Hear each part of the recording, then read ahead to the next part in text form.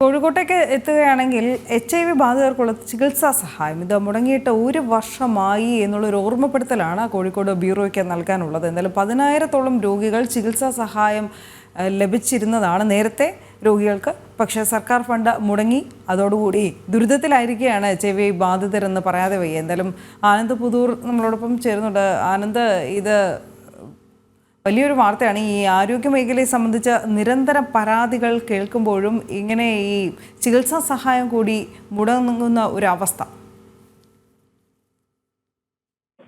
ഈ സാമ്പത്തിക പ്രയാസം ഈ രോഗികളെ അടക്കം ബാധിക്കുന്ന ഒരു തരത്തിലേക്ക്, പ്രത്യേകിച്ച് HIV ബാധിതരായ ആളുകളെ ബാധിക്കുന്ന ഒരു തരത്തിലേക്ക് എത്തിച്ചേർന്നു എന്നുള്ള ഒരു ദുഃഖകരമായിട്ടുള്ള ഒരു വാർത്ത തന്നെയാണ് ഇപ്പോൾ പുറത്തു വരുന്നത്. ഈ ചികിത്സയിൽ കഴിയുന്ന HIV ബാധിതർക്കുള്ള സാമ്പത്തിക സഹായം ഏകദേശം 1 വർഷത്തോളമായി മുടങ്ങിക്കിടക്കുന്ന ഒരു സാഹചര്യമാണ് ഇപ്പോൾ ഉള്ളത്.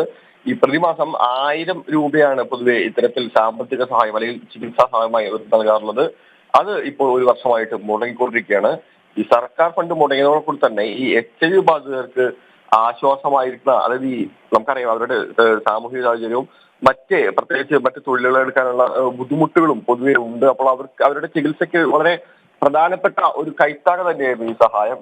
ഏകദേശം 10 കോടിയോളം രൂപ അത്തരത്തിൽ കുടിശ്ശികയായി കിടക്കുന്നുണ്ട് എന്നാണ് ലഭിക്കുന്ന വിവരം. അതായത് ഈ കേരള സ്റ്റേറ്റ് എയ്ഡ്സ് കൺട്രോൾ സൊസൈറ്റിക്ക് കീഴിലുള്ള ചികിത്സാ കേന്ദ്രങ്ങളിൽ രജിസ്റ്റർ ചെയ്ത HIV ബാധിതർക്കാണ് ഇത്തരത്തിൽ സഹായധനം പൊതുവെ നൽകിയിരുന്നത്. ഏകദേശം 10,000-ഓളം പേരെങ്കിലും ഇത്തരത്തിൽ ചികിത്സയിലുണ്ടെന്നാണ് വരുന്ന കണക്ക്. ഈ ഏതാനും മാസത്തെ തുക ഒന്നിച്ച് നൽകിയതാണ് ചെയ്യാറുള്ളത്. കഴിഞ്ഞ ജൂലൈ ഓഗസ്റ്റ് മാസം വരെയുള്ള തുക മാത്രമാണ് ഇത്തരത്തിൽ നൽകിയിട്ടുള്ളത് എന്നാണ് നമുക്ക് വരുന്ന വിവരം. അതിനുശേഷം ഇത് ലഭിച്ചിട്ടില്ല. ആശുപത്രിയിൽ പോകാനും മറ്റുമുള്ള ചിലവർക്കൊക്കെ കണക്കാക്കിയാണ് ഇത്തരത്തിലൊരു സഹായധനം നൽകിയിരുന്നത്. ഈ ചികിത്സയ്ക്ക് മുന്നോട്ട് വരാൻ തയ്യാറാകാനുള്ള ഒരു പിന്തുണ കൂടിയായിരുന്നു പൊതുവെ ഈ സഹായം. എന്നാൽ അതും പലപ്പോഴും ലക്ഷ്യത്തിലേക്ക് എത്തുന്നില്ലെന്നുള്ള ഒരു ആക്ഷേപവും ഉണ്ട്. എന്നാലും സർക്കാരാണ് ഈ ഫണ്ട് അനുവദിക്കേണ്ടത്. പലപ്പോഴും ഘട്ടം ഘട്ടമായാണ് ഇത് നൽകാറുള്ളത്. ഇത്തരത്തിൽ വേണ്ട തുക ഈ കേരള എയ്ഡ്സ് കൺട്രോൾ സൊസൈറ്റി വഴി HIV ബാധിതർക്ക് എത്തിക്കും.